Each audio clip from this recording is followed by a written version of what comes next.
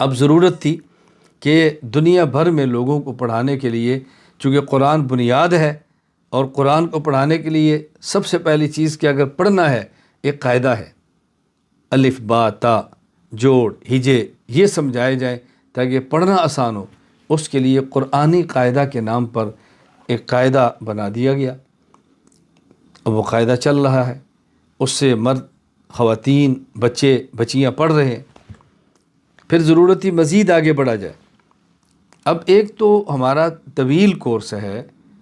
جو درس نظامی کے نام سے ہے، علماء کرام کا مرتب شدہ ہے، اور وہ پوری دنیا میں پڑھایا جا رہا ہے۔ اس کے لیے کہیں 6 سال، کہیں 7 سال، کہیں 10 سال،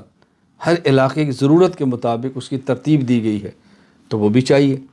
لیکن اس کے لیے وقت چاہیے، اس کے لیے ٹائم چاہیے،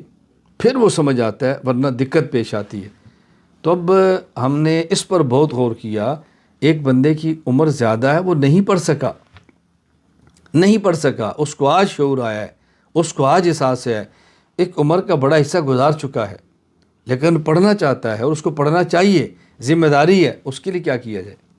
آپ یقین فرمائیں میں کس درد کے ساتھ یہ بات آپ کو سمجھاؤں، اس پر کتنی محنت ہوئی ہے، اور ہم نے کوشش کی ہے کہ اس بنیاد پہ لوگوں کو تیار کیا جائے، سمجھایا جائے، اساتذہ اور معلمات کا بندوبست کریں کہ بڑی عمر کے مرد اور بڑی عمر کی خواتین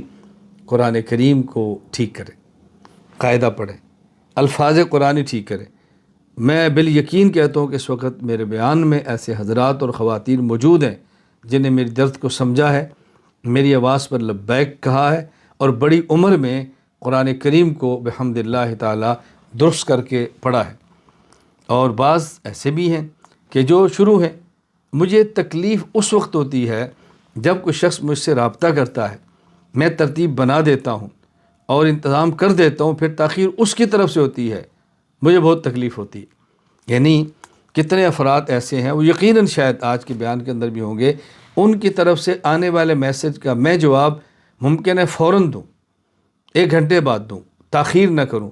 اور میری طرف سے جانے والے میسج کا جواب کبھی 2 دن بعد آئے گا، کبھی 3 دن بعد آئے گا، کبھی ہفتے بعد آئے گا، اور اپنی مصروفیات کو لے کر شکوے اور بہانے اور کرتے رہیں گے۔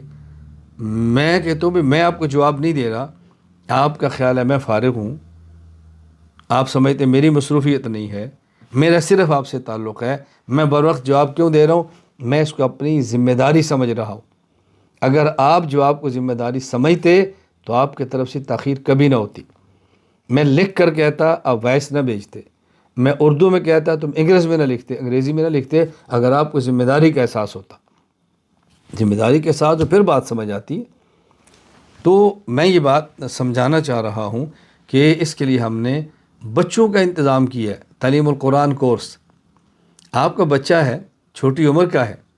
2 سال دیں، اس بچے کو گھر رکھیں، ماں کی تربیت میں بیٹھا رہے، آن لائن ہمارے رابطے کے اندر آ جائے، تعلیم القرآن کورس۔ اس کے 6 سیمسٹر ہیں، 6 حصے ہیں، 6 سماحیہ ہیں، 3 ماہ، پھر 3 ماہ، پھر 3 ماہ، اور یہ 6 ماہ یعنی 3 ماہ 3 ماہ چلے گا، 6 اس کے سیمسٹر ہوں گے، اور 2 سال میں آپ کا بچہ قرآن کریم بھی ناظرہ پڑھے گا، دعائیں بھی اس کو یاد ہوں گی، عقائد بھی اس کو آتے ہوں گے، تھوڑی سی والدین محنت اور شفقت فرمائیں گے تو آپ کو 2 سال کے بعد احساس ہوگا کہ ہمارے بچے نے کتنا کچھ پڑھ لیا ہے، اللہ اکبر، کتنا کچھ پڑھ لیا ہے۔ اور جب اس بچے کی آپ فیس دیکھیں گے اور اس فیس کو اسکول اور عصری یعنی اسکول سے آپ تقابل کریں گے، تو میں یہ بات کہوں گا کہ ممکن ہے آپ کو تقابل کرنے کے بعد خود شرم اور حیا محسوس ہو کہ کیا ہو رہا ہے۔ یہی بچہ ایک اسکول کے اندر کسی ٹیچر سے یہ پڑھ رہا ہوتا تو میں کتنی فیس دیتا، اور یہی بچہ قرآن پڑھ رہا ہے تو میں اس بچے کی کتنی فیس دے رہا ہوں۔ آپ سوچیں گے کہ اسکول والا مجھ سے کتنے پیسے لیتا ہے اور میرا بچہ تیار کرتا ہے، اور یہ دین پڑھانے والے کتنے تھوڑے سے پیسے لیتے ہیں اور میرا بچہ تیار کرتے ہیں، اور پھر بھی فیس کم کر دیں، ہم کہتے ہیں کم کر دو۔ بعضوں کے تقاضے ہوتے ہیں بھئی نہیں دے سکتے، ٹھیک ہے مزید گنجائش نکال لو۔ کیوں؟ اس لیے کہ ہماری ضرورتیں ہیں، تقاضے ہیں، ہم فیس بھی رکھتے ہیں، لیکن سب سے بڑا تقاضا دین پہنچانا ہے، تو فیس قربان کرنی پڑے تو کر بھی دیتے ہیں، بھائی مقصد تو دین ہے۔ بچوں کے لیے نظام بنایا ہے